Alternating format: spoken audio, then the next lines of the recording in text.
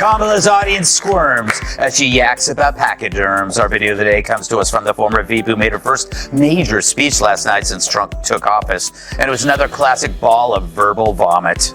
Kamala Harris just got roasted so hard, NASA might classify it as a new kind of heat wave, and the one turning up the temperature. Greg Gutfeld armed with punchlines that hit harder than policy polls.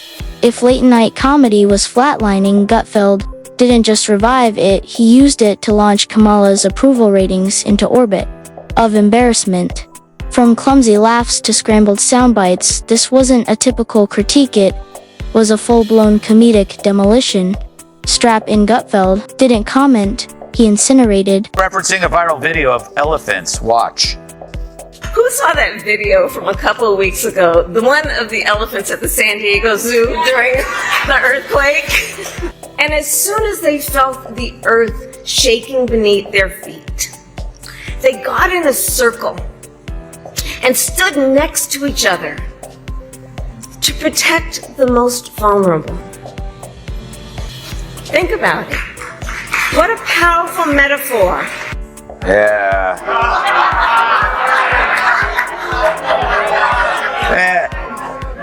It's almost like they built a wall.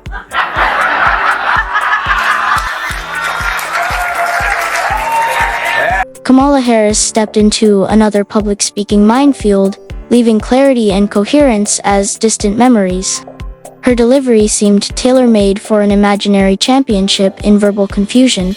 Just as the audience adjusted to the fog of her words, Greg Gutfeld entered, armed with razor-sharp sarcasm and zero tolerance for incoherence. His critique wasn't just sharp, it was surgical, dissecting every muddled metaphor with precision. Kamala Harris has created her own scented candle. And just like her, it gets lit every night. She's a drunk. Kamala seems to have suddenly remembered that we actually have a border. For she's announced she's going to the border. True, after 4 years of denying there's a border crisis, what's changed? Why the 180? Do you suppose it's the poll? To set the scene, the speech aimed for inspiration but landed somewhere between perplexing and outright baffling. What should have been a rallying cry morphed into a labyrinth of verbal acrobatics. Attendees traded their notepads for Wi-Fi diagnostics, wondering if reality had started buffering. Enter Gutfeld, observing the spectacle like someone stumbling upon political satire in its rawest form, and sticking around for the unintentional comedy. Kamala Harris will visit the southern border on Friday. She said she's looking forward to finally meeting Justin Trudeau. Speaking of Harris, at the last debate, she said she was a middle-class kid. However, it appears Harris enjoyed things most middle-class kids didn't, like living abroad, private school, but some of the wealthiest places on earth. The only thing she didn't enjoy was a nanny, unlike her husband. Greg didn't need a teleprompter or a script. Kamala's speech provided all the material. A flood of recycled phrases, empty optimism, and borderline mystical musings practically begged for satire. Gutfeld treated the address like a stand-up routine, where the punchline was how earnestly it was presented. The result? A comedic critique that hit harder than the original intent of her words. Not to mention, Trump is the wall candidate, not Cackle's McKnee pads. Stern got even more pathetic, wondering how she doesn't nap. When you said you don't nap, I get it, because like what you've taken on is extraordinarily difficult. And I mean, do you feel the pressure of the moment in the sense that, when I met you out in the hall, I said, I'm really nervous because I want this to go well for you. I want it to go well for the country. Hold on. I need a minute.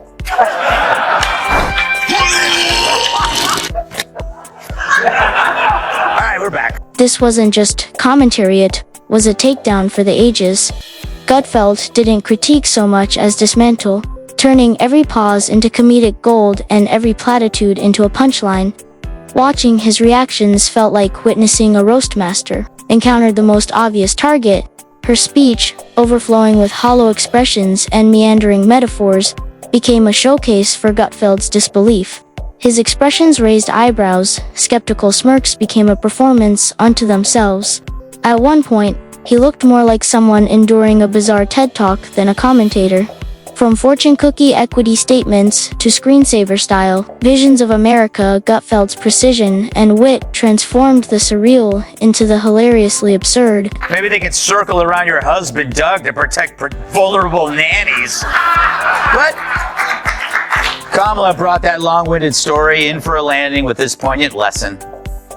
Because we know those who try to incite fear are most effective when they divide and conquer, when they separate the herd, when they try to make everyone think they are alone. But in the face of crisis, the lesson is don't scatter. So powerful. But wouldn't it be more powerful with bongos? Because we know those who try to incite fear are most effective. Greg Gutfeld didn't flinch as the media fawned over Kamala Harris's speech, branding it inspirational. Standing center stage, he carried the smirk of someone watching an audition for a political satire series. Each metaphor Kamala piled on bridges, dreams. The future felt like jazz hands trying to choreograph coherence. Gutfeld responded like he was reading a surreal poem titled Help. My GPS speaks in riddles. His verbal trampoline of logic bounced over every cliché she floated. While she showered the room with motivational confetti, Greg vacuumed up the glitter, leaving a polished critique behind.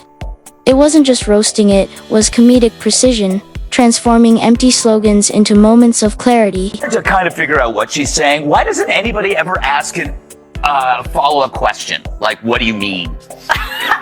Well, that should have happened in the debate. Yeah. And the interesting thing is, it doesn't do interviews. You would not see her come onto the show. I can tell you right now. We ask her now. Come on this show, Kamala. We'll have a box of wine. She doesn't like. Gutfeld didn't stop at the speech. He deconstructed the entire Kamala persona, like unwrapping a box of mismatched promises. The laugh, the head tilt, the gestures, they all became part of his analysis. Comparing her appearances to interpretive, mime acts with nervous laughter, his critique wasn't cruel, but surgical. It was satire at its peak, blending wit and observation. Half the time she talks, he quipped. It feels like your brain's running on Windows 95, with every lag and reboot. Gutfeld painted a picture of Kamala's speeches as abstract art, holding a mirror to the absurdity and asking, "Did you catch that?" Point out something Jessica said, that Trump began as a millionaire and now he's a billionaire. I think that makes him an expert in this. I would rather listen to somebody who began as a millionaire and is now a billionaire than somebody who doesn't have a damn clue about economics. I've never heard a candidate today more unsure of themselves on a topic than Kamala Harris. I think she's been burdened by the weight of expectations put on her by the media. I've never seen a better campaign ad for Trump. She's campaigning better for Trump than Trump. Greg's takedown weaved facial expressions, odd metaphors, and overly choreographed enthusiasm into a comedic masterpiece. Each moment felt like déjà vu for anyone baffled by her interviews, wondering if the point existed at all. Millions tuned in, not for policy debates, but for someone to articulate the collective confusion. Kamala gives speeches like assembling IKEA furniture without the manual, he joked, holding the comedic equivalent of an Allen key. It wasn't anger or politics, just sharp observational humor. Gutfeld turned her missteps into an art form, dissecting pauses like a film critic and exposing every glitch in her delivery. Go back to you, Vice President Harris. You flip-flopped on a lot of issues. How can voters be sure you won't keep doing that if you're elected? Look, again, I come from a middle-class family, right? My values have never changed on that, right? I've talked about my grass being green for quite some time now. All right, and as a former, prosecutor and former state attorney general and, Willie Brown's ex, Shout out to my brothers and sisters, right? Zooming in on the audience's reactions, tilted heads, forced smiles, and covert phone checks, Gutfeld made the absurdity tangible. Even her Twitter feed became fodder. With motivational vagueness that could have been generated by an AI bot fed only Pinterest quotes, one tweet, read aloud by Greg, was a bedtime story for voters exhausted by cliches. Yet, his roast wasn't cruel.